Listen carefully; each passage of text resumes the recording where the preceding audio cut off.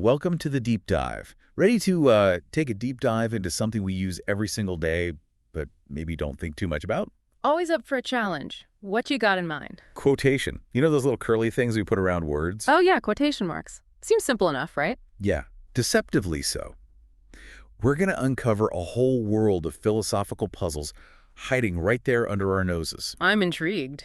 Because it turns out philosophers and linguists have been wrestling with quotations for over a century. Really? Over 100 years just thinking about quotation marks. It all goes back to Frege, the granddaddy of modern logic and philosophy of language.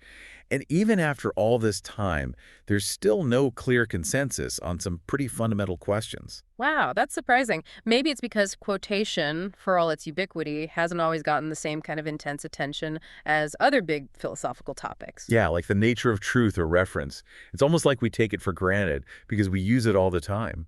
Right, it's so familiar that we might underestimate just how tricky it gets when you start digging into the philosophical details. That's right. In fact, one of the sources even mentions Davidson's early experience with quotation. He was told it was a shady device and basically warned against confusing use and mention. But those who stop there miss out on a huge area of inquiry. To really appreciate the puzzle, let's start with some classic examples that pop up all over the place in the literature. Okay, hit me with them. Number one, snow is white is true in English if and only if snow is white. Classic. Number two, Aristotle refers to Aristotle. Okay, seeing the pattern. Number three, they is the definite article in English. And finally, number four, bachelor has 8 letters. What do you notice about these examples? Well, in each of them, we're using language to talk about language. It's like language is bending back on itself, becoming self-referential. Exactly. And that's where things get philosophically interesting. Why should a philosopher, someone deeply concerned with meaning and truth and reference, be so fascinated by something as seemingly mundane as quotation? Well, there are several reasons, and they all go right to the heart of philosophical inquiry into language. First off, as you pointed out, quotation is our primary tool for what we call meta-linguistic discourse. It's how we talk about language using language. It's like using a microscope to examine the very lens of the microscope itself. Right, it's a tool for self-reflection built into the very structure of language. If we want to develop theories about how language works, we can't ignore this essential tool. Right, and it's not just about how quotations function, it's also about what they refer to. When we say, for instance, that Aristotle refers to Aristotle, what exactly is that first bit, the Aristotle in quotes, picking out? Is it the same kind of thing in every instance of quotation? Those are real head scratchers. I see. It's not just about the mechanics, but about the objects of reference involved in quotation. So we're already knee-deep in philosophy of language here. Absolutely. And don't forget about opacity. That's a central idea in the field. And quotation provides a perfect illustration. Remember, opacity is when you can't swap out terms with the same reference or meaning without potentially changing the truth of a sentence. Right. It breaks that basic principle of substitutivity. Exactly. Yeah. And it's easy to see this with quotation. For example, bachelor has 8 letters. True statement. But if we substitute unmarried man, which means the same thing, we get unmarried man has 8 letters, suddenly it's false. It's like those quotation marks create a special zone where the usual rules of meaning and reference are suspended. Exactly. That's a big clue about the unique nature of quotation and linguistic representation itself. And the source material also points out this strange thing about quotation, that it's a referential device where, in a way, the quote uses its own referent to do the referring. It's a bit mind-bending. It really is. Think about it. Aristotle is referring to the word Aristotle. It's like a snake eating its own tail. The letters themselves are part of both the quotation and the thing being quoted. Right. It's almost like the word is displaying its own form just by being quoted. Totally different than how Aristotle picks out a person. Exactly. And all this gets even more interesting when you consider theories of quotation and their implications for the semantics-pragmatics distinction. How much of the meaning of a quoted utterance is inherent in the words themselves, and how much is determined by context and the speaker's intentions?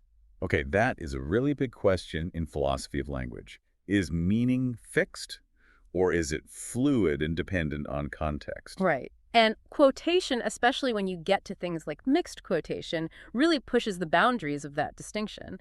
And then from a more technical angle, trying to formalize quotation in a system of semantics gets really tricky. You mean like using logic and symbols to represent meaning? Exactly. It forces you to confront things like indexicality, the idea that meaning can shift with context, something called monstrosity, which are these weird cases that seem to break the rules of semantics, and compositionality. Compositionality, that's a big one. Yeah, the idea that the meaning of a complex expression is built up from the meanings of its parts. But quotation often seems to resist that kind of straightforward analysis. It's like a wrench in the gears of traditional semantic theories. So those little quotation marks, they look so innocent, but they actually force us to confront some of the most foundational issues in philosophy of language. Exactly. That's why it's such a rich area for philosophical exploration. And that brings us to what we're trying to do here in this deep dive. We're going to try to unpack some of these core questions and look at the different and often conflicting ways philosophers have tried to answer them. Okay, so we're setting out on a philosophical quest into the land of quotation marks. But as I understand it, this isn't a field where everyone agrees on the answers or even what the right questions are. You got that right. There's a remarkable lack of consensus, not just on what the best theory is, but even on what the core data is that a theory needs to explain. It's like we don't even agree on what we're arguing about. It's interesting and kind of frustrating, I imagine, for philosophers who like things to be clear and well-defined. So where do we even begin? The source material starts by talking about how we characterize quotation itself. Right. It might seem obvious, but it's a surprisingly slippery concept. How do we actually pin down what counts as quotation in the first place? We can start with intuitive examples, of course, like when we have a sentence like, bachelor has 8 letters. Mm-hmm. Clearly, the subject of that sentence, bachelor, is a quotation. Or take a sentence like, Quine said, quotation has a certain anomalous feature. Okay, yeah, the part in single quotes there is a direct quote.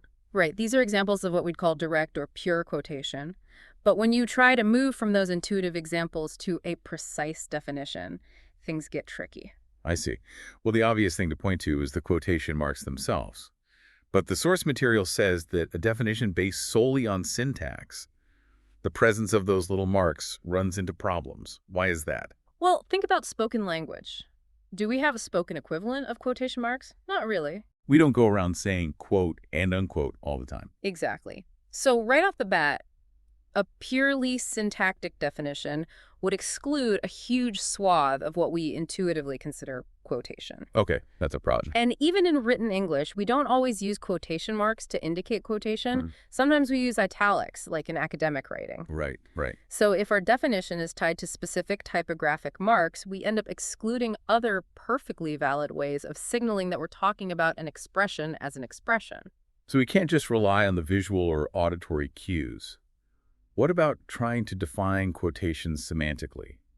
The source material mentions the idea that an expression is quoted if it's being mentioned. Ah, yes, the use-mention distinction. That's a classic philosophical tool, but it brings its own set of challenges.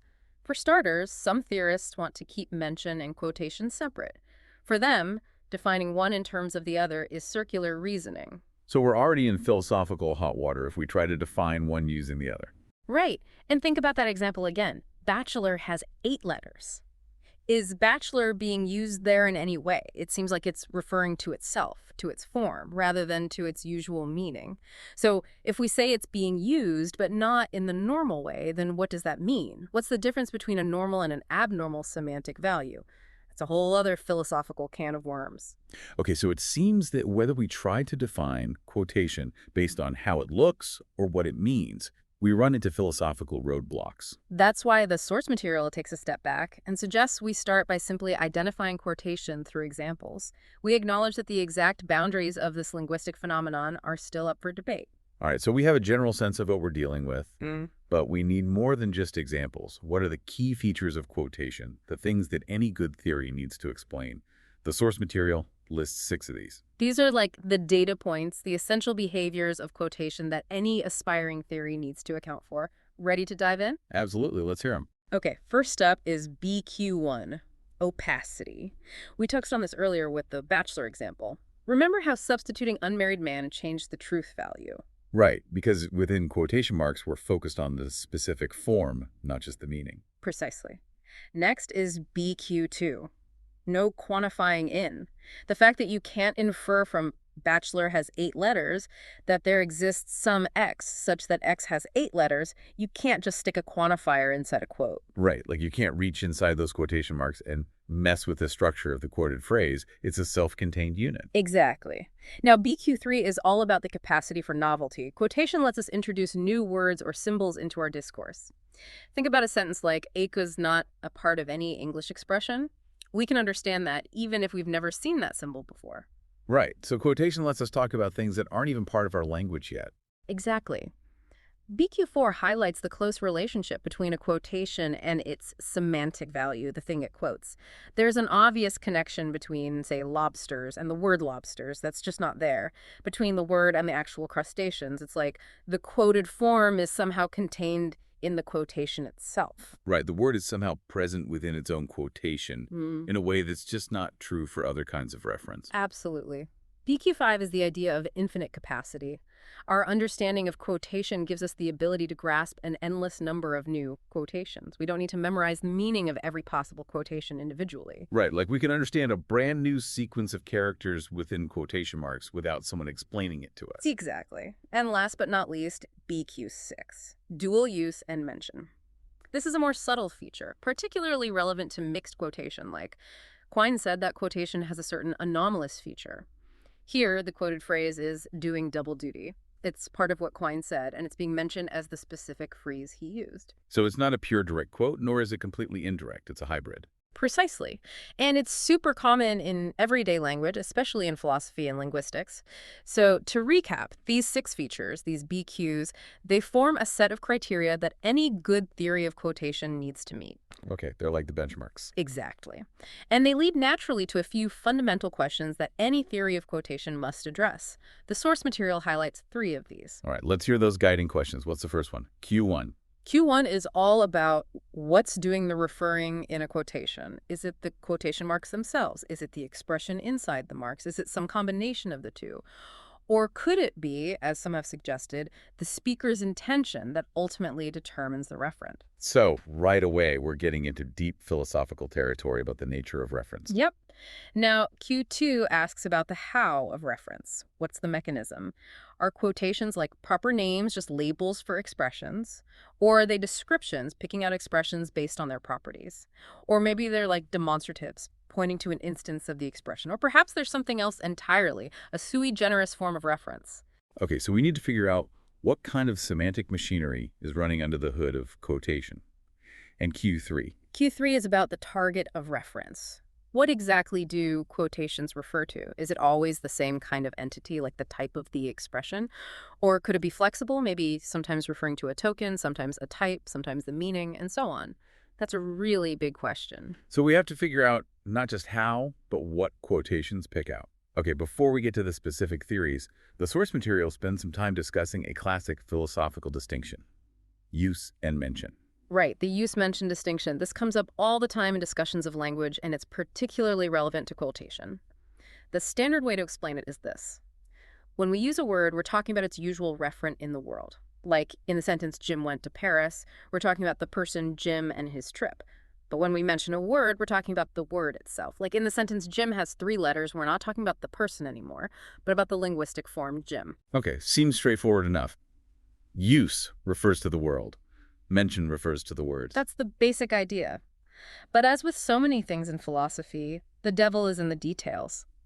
Trying to give a precise, theory-neutral definition of this distinction turns out to be surprisingly hard. Really? Why is that? Well, consider trying to define mention in terms of quotation, like an expression E is mentioned if and only if it is quoted. The problem is, as we discussed earlier, you can mention expressions without using formal quotation marks. Italics, for example, can indicate mention, and in spoken language, there's no equivalent to quotation marks. So that definition is too narrow. It misses a lot of potential cases of mention. Exactly. What about trying to define mention as an expression is mentioned if and only if it's used to refer to itself? This also runs into issues. It implies that we have to use an expression to mention it, which is kind of paradoxical. Yeah, that's weird. And more importantly, it assumes that quotations are referring expressions, a point that some theories of quotation would actually deny. Some see quotations as more like descriptions, which don't directly refer to anything. Plus, think about sentences like, the first 7 words in the sentence contain 32 letters. That sentence is clearly referring to itself, but there are no quotation marks involved. Okay, self-reference is a whole other rabbit hole we could go down. But the point here is that even the seemingly simple distinction between use and mention is philosophically loaded. Right. It's not a neutral starting point we can just take for granted. Understanding the use-mention distinction likely requires us to have a theory of quotation in place. So we can't just assume we understand what use and mention mean before we even start talking about quotations. Okay, let's move on to those theories then. What are some of the main attempts to make philosophical sense of quotation? The source material outlines 5 main types of theories. Ready for a whirlwind tour of the philosophical landscape? Bring it on. Okay, let's start with what's often called the proper name theory. This is usually the first one you encounter in discussions of quotation, although it's often presented just to be quickly refuted. It's been associated with certain things that Quine and Tarski wrote, although it's debatable whether they actually fully endorsed it. The proper name theory. So the basic idea is that a quotation, say cat, functions semantically like a proper name, like fluffy, but it's a name for the word cat. Exactly. Think of Cicero as just a label for the linguistic form Cicero, just like Bob is a label for a particular person. The individual letters inside the quotation marks don't have any independent meaning. Okay, so we're just slapping a label on the word itself. Right. And this approach has some initial appeal. It explains BQ1, opacity, pretty easily. Cicero and Tully are just different names, even though they happen to refer to the same person. It also explains BQ2, the inability to quantify in, because you typically can't quantify into the internal structure of a proper name.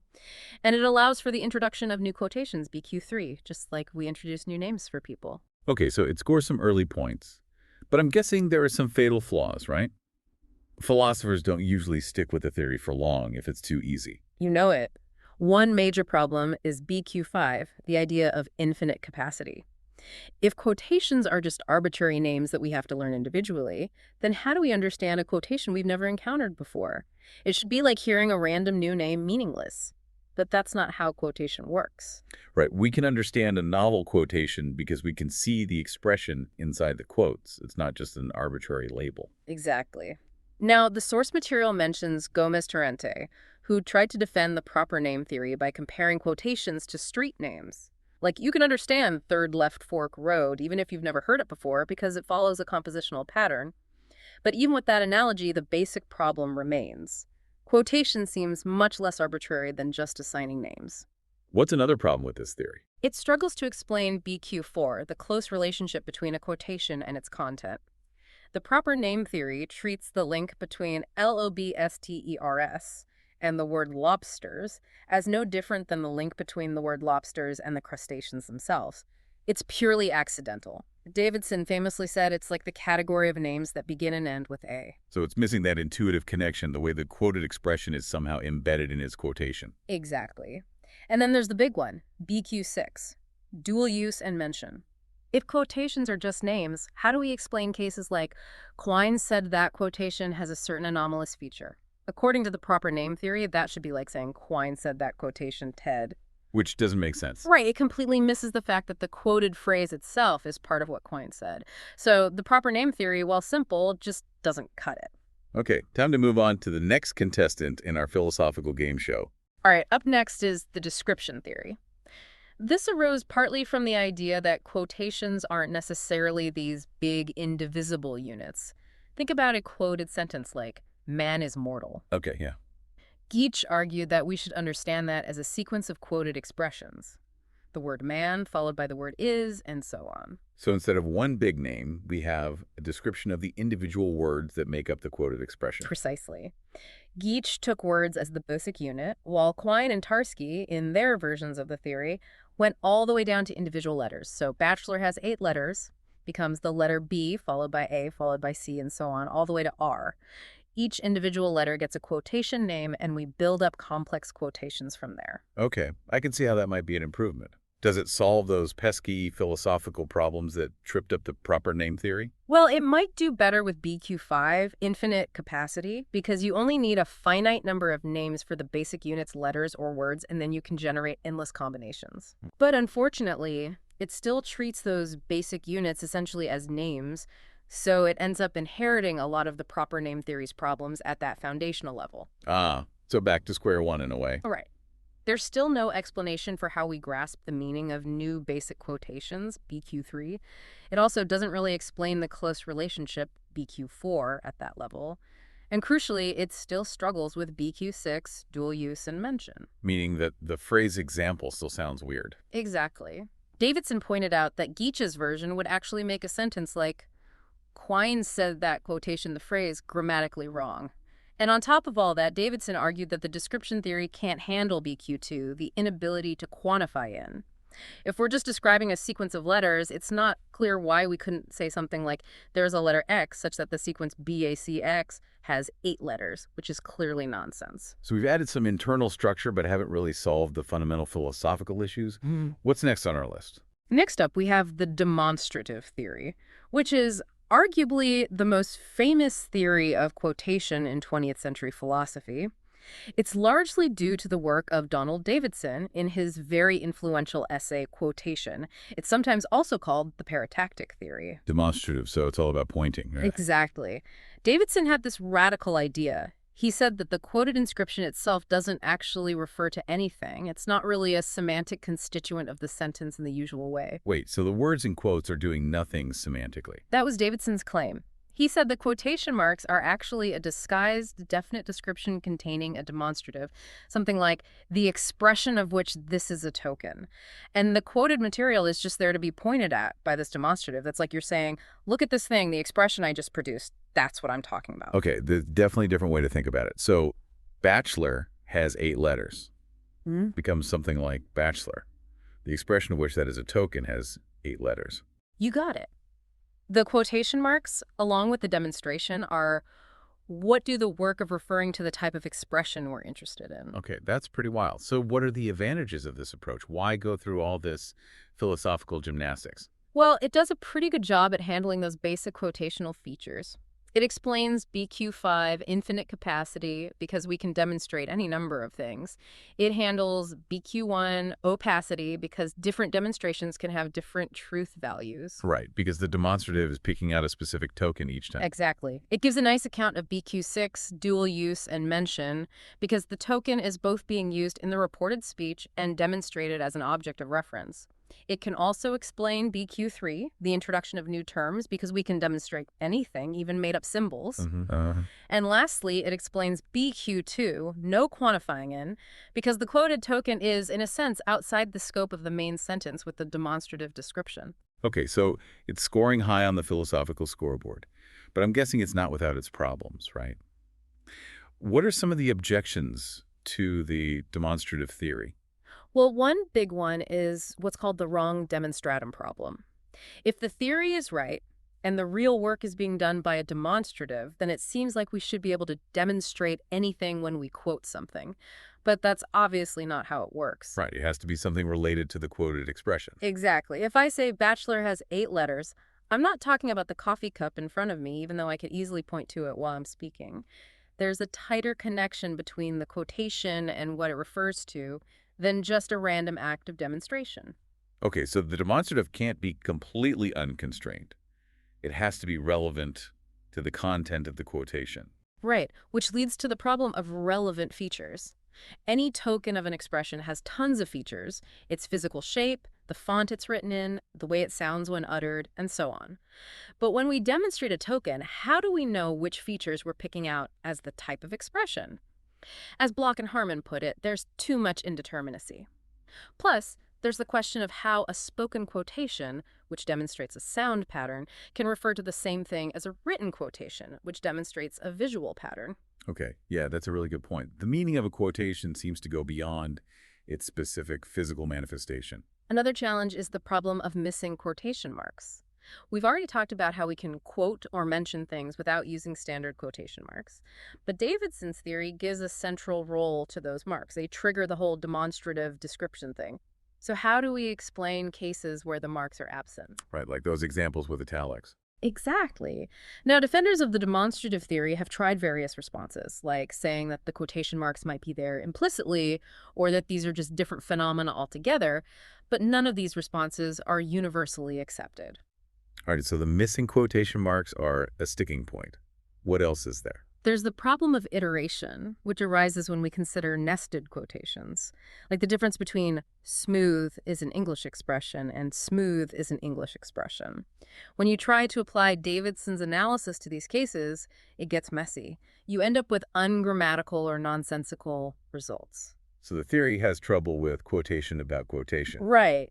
And then there's the issue of open quotation, where quoted expressions don't seem to function as proper noun phrases. Rekanati gives examples like, "Stop that, John. Nobody likes me. I am miserable. Don't you think you exaggerate a bit?" Okay, yeah, it's like those quotes are just floating there and not really attached to anything grammatically.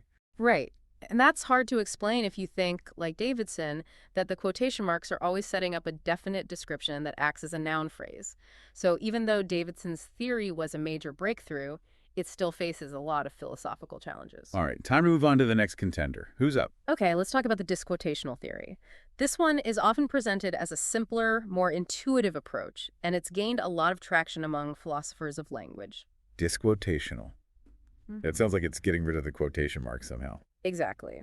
The central idea is that quotation marks function as a kind of operator that takes an expression and spits it back out as its semantic value. It's like a linguistic undo button. Richard's disquotational quotation mark schema, or DQR for short, states that for any expression E, the quotation formed by enclosing it in quotes denotes E itself. Okay, so snow is white just refers to the expression snow is white.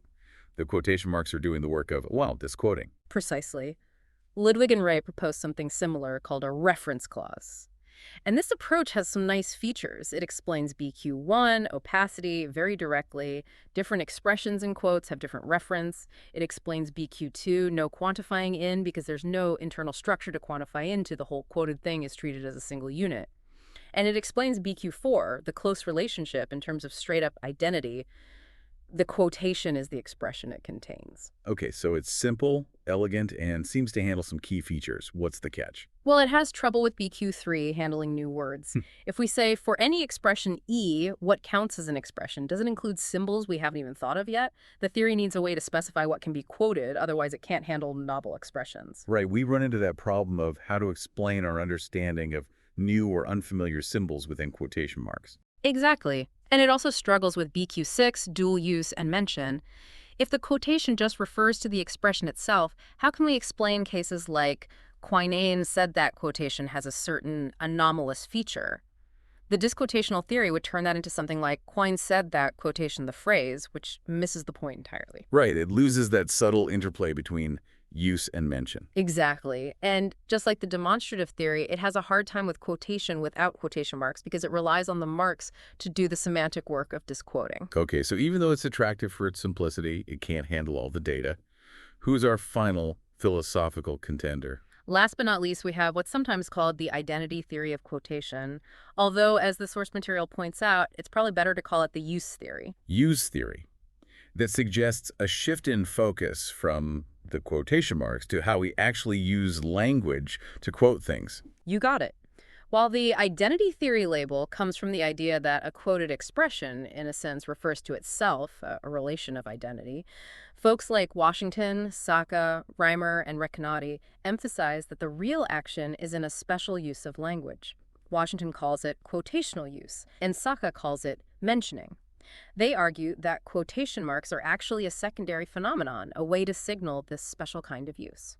So if I say, my name is Donald, out loud, without any air quotes or anything, the word Donald is still being used in a quotational way to refer to itself. That's the idea. Quotation marks in writing are just a convention to let the reader know that what's inside is being used in this quotational way, rather than with its normal meaning. So Donald refers to the word Donald because Donald is being used quotationally. Okay, so we've moved from the semantics of quotation marks to the pragmatics of how we use language to quote things. It's about speakers' intentions. Exactly. And proponents of this theory argue that it has several advantages.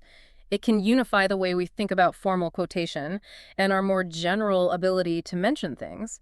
It explains how we mention things in spoken language without any quote-unquote markers. And it offers a way to deal with BQ3, new terms, because anything we can mention we can quote. It also handles BQ4, the close relationship, through the idea of identity, the expression referring to itself, or instantiation. a token referring to its type.